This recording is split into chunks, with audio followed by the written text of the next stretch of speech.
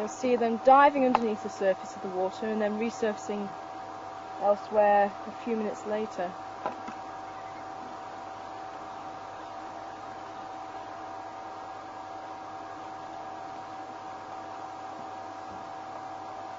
And the grebes are known for actually carrying the youngsters, the chicks, on the backs, especially the crested grebe. And they'll sit the chicks on the backs and they'll ride on the backs with the parents, and that's to protect them from any predators. Now, how many hippos have we got? 1, 2, 3, 4, 5, 6, 7 hippos by the looks of it. And I reckon that's little Bob in the middle there. And if we have any new viewers, we had a hippo born live on the Safari TV dam cam, and that was around the 5th of March. And we're pretty sure that after she moved away, after about 2 months, 2.5 months, she went to rejoin her pod, and they tend to spend a lot of time here at Buffelshoek Dam.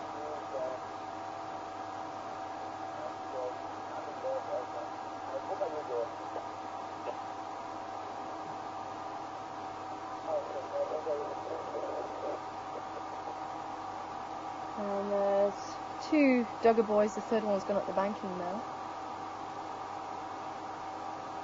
Duggar boy buffalo. Okay.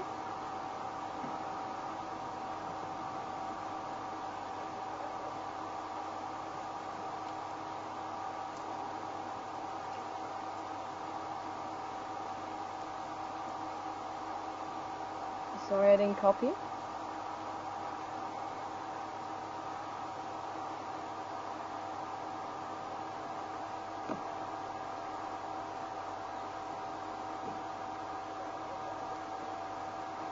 Ah, Naomi. Hi, Naomi. Sorry.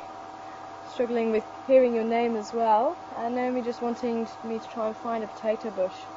I'll see if we can. I know there are some on the quarantine area. And again, a very, very strong smell. So I'll see if I can remember to try and find you one, Naomi. And it's a new one to me, moving here to the Savi Sands. I've never heard of it until moving here, and Herman pointing it out to me one day, saying, do you know that smell? It's a very, very strong smell. I'm just trying to see if I can describe it for you. But unfortunately, the first thing that sprang to mind for me was it smelled a bit like a spider monkey, but that obviously won't help you guys either.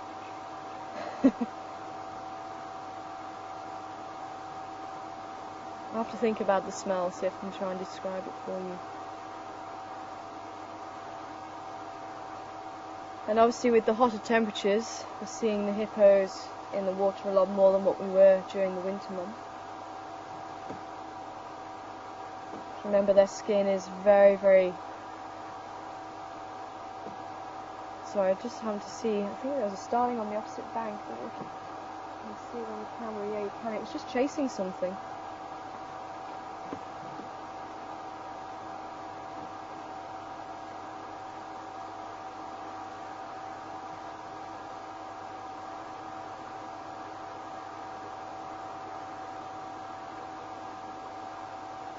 I don't know if it was a lizard or something, but there was something quite large it was chasing, Birchall starling.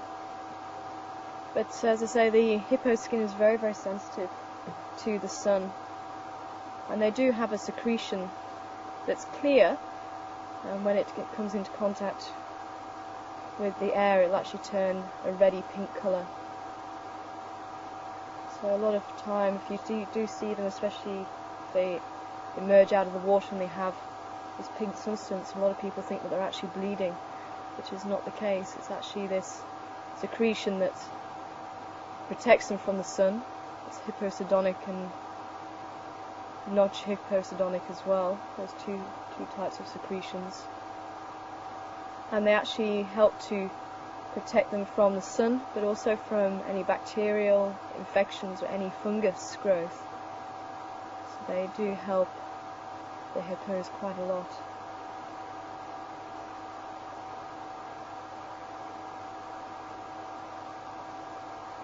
all's quiet over here in the east.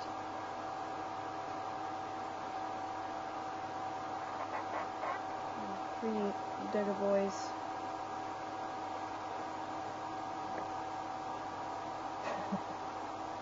What was that?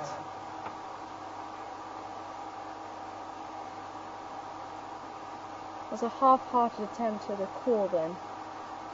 All we got was a hmm.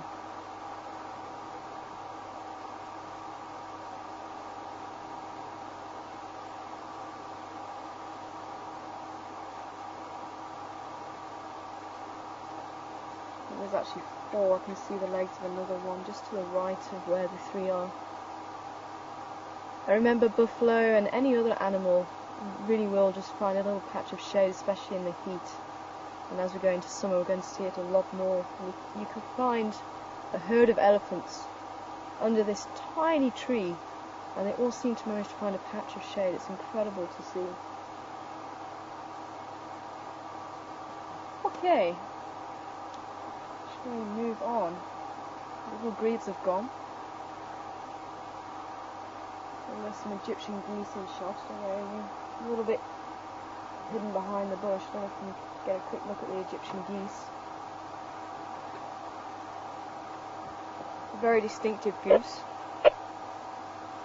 And you'll see them a lot all over South Africa.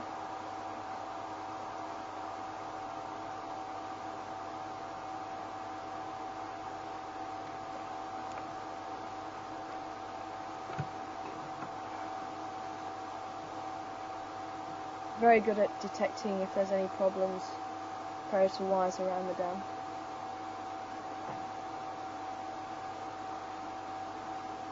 And you do find them up in Europe as well. I've had a few Danish guests who said they've seen them before, up in their part of the world.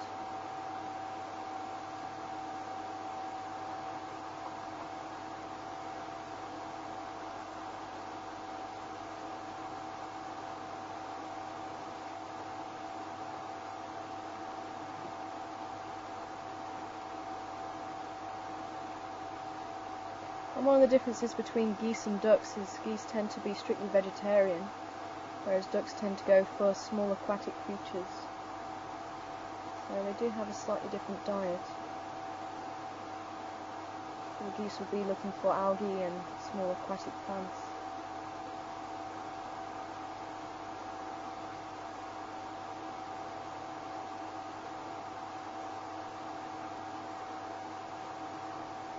Okay.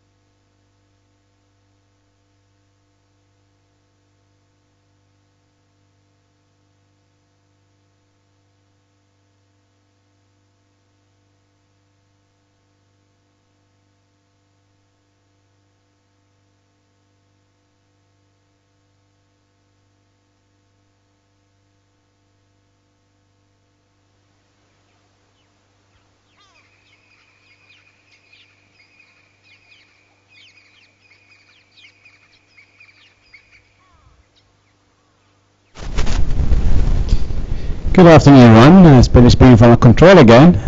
We've just lost the picture again. I don't know what is happening on the Ganda this morning, this afternoon.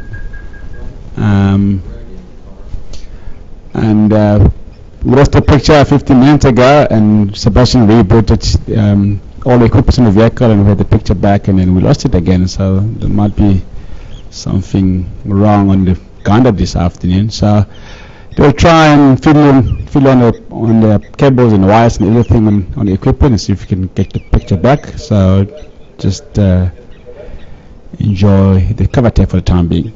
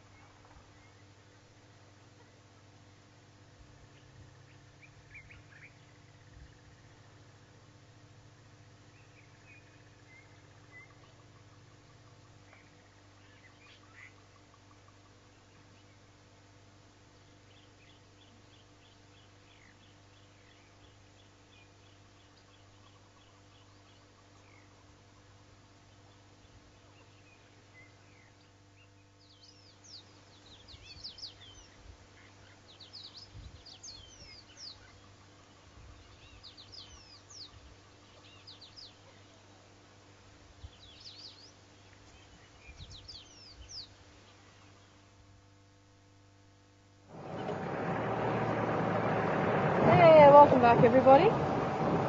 So I've taken Guarican Road.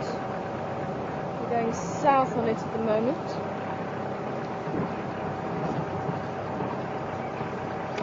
Got the hippo tracks. Remember, hippos, they'll walk like this. Most animals will walk one foot in front of the other. Hippos, like this. There's a crested barbet in the tree, but by the time I reverse it might just fly off. I think you're going to be able to get it then. Let's try and give it a go. This is sitting in a little bit of an awkward place.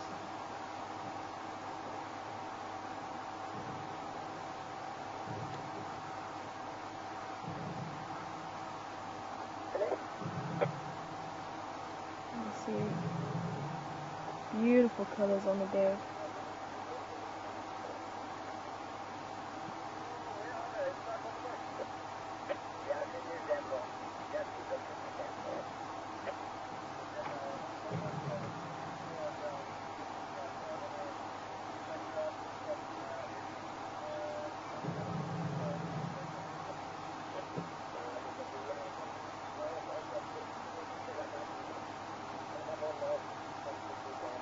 Yeah, just listening to the radio, it sounds like the wild dogs are just east of Sydney's Dam, which is north of our traversing area. It's just north of our traversing area, so they haven't gone too far.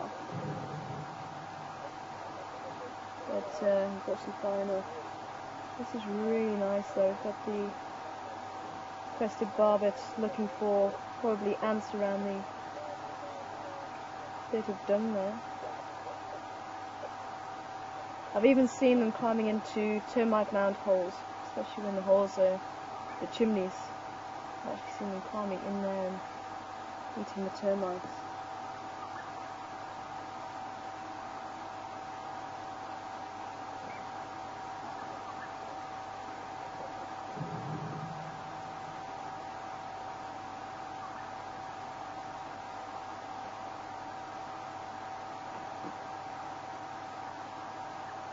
Doing a good meal out today.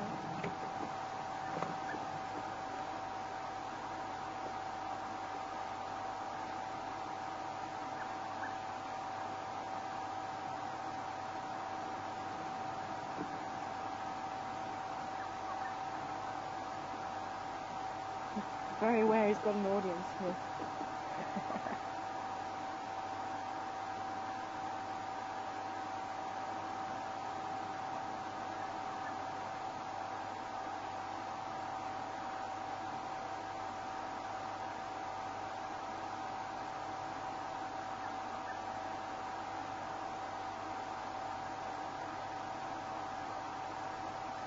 But some termites will also utilize elephant dung. I have seen, especially if the dung's been there for quite a while, if you pick it up, you'll actually find lots of little termites in there, also collecting any of the uneaten vegetation. So there could also be some termites mixed in there as well that the crested barbet is eating.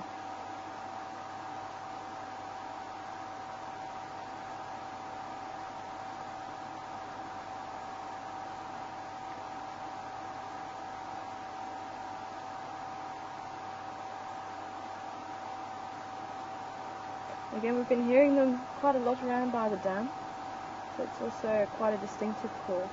Sounds like, you can imagine a bicycle wheel turning with a stick rubbing against it.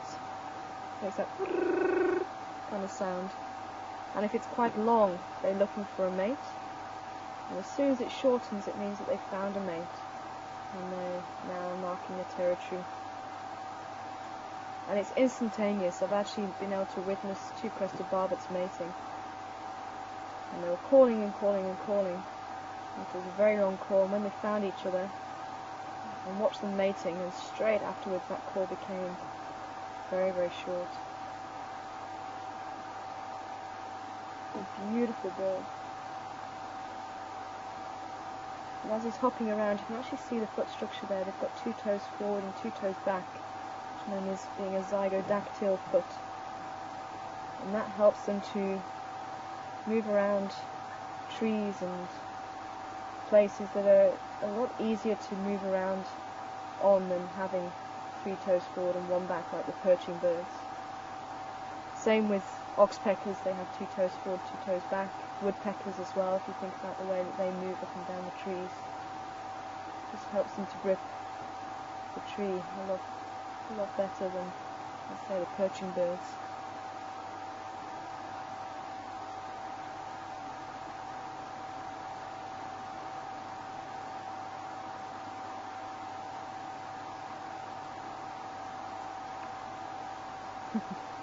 He's having a great meal now.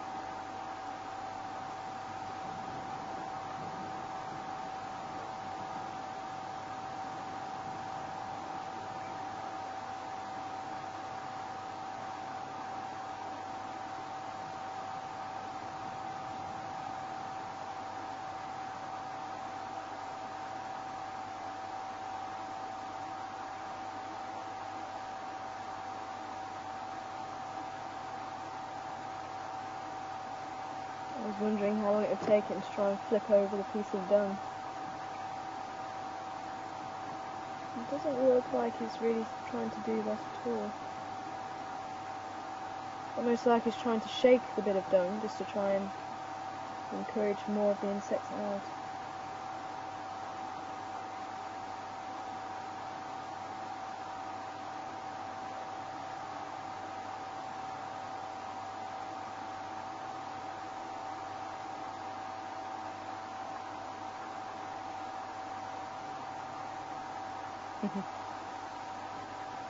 Alright, Mr. Barbet.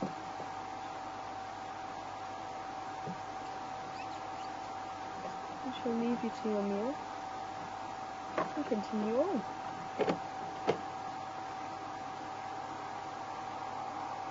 Yes.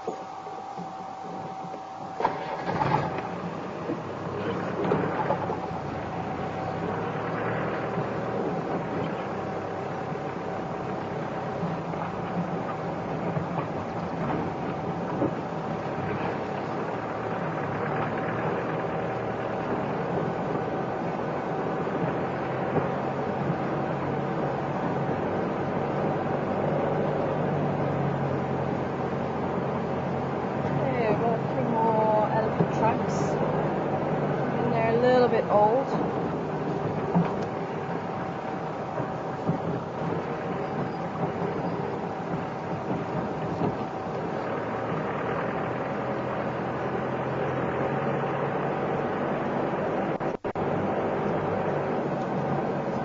also heard there's been a recent documentary about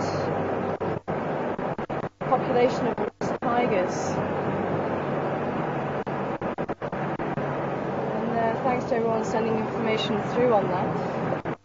It's really interesting. And apparently they've actually found that these tigers, which are the Indian or Bengal subspecies of tiger, they've actually found them living in the Himalayas in quite high altitudes, over 4,000.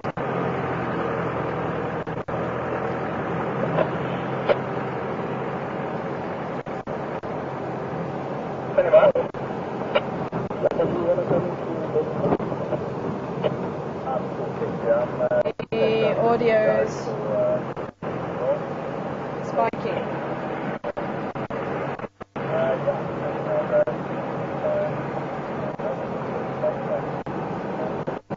I'm on Yara Road North. I'll give that a go.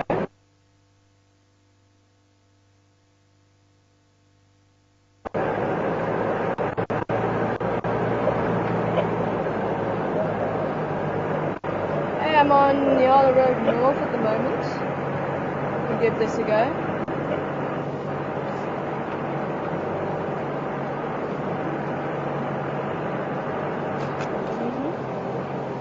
Thought I'd just give it a go just to test it, see how we go. Ooh. There were some people around.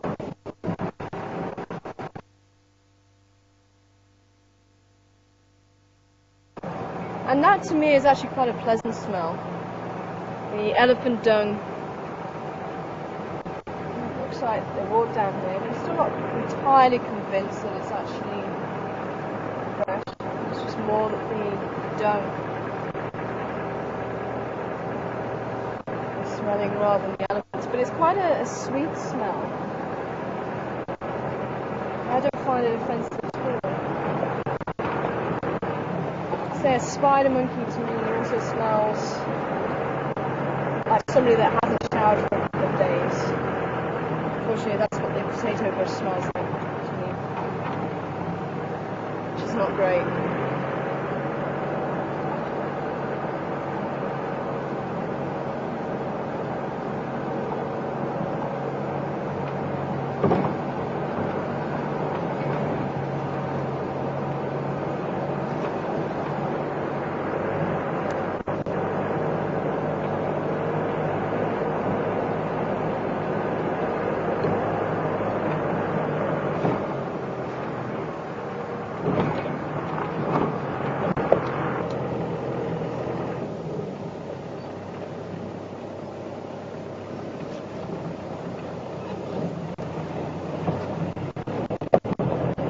Back on Central Road.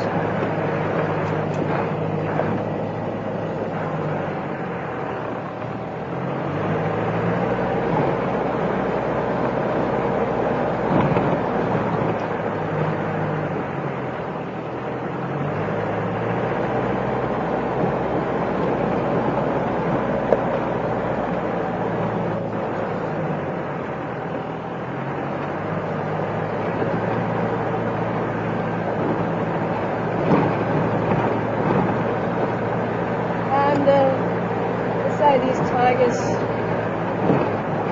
have moved into the higher altitude.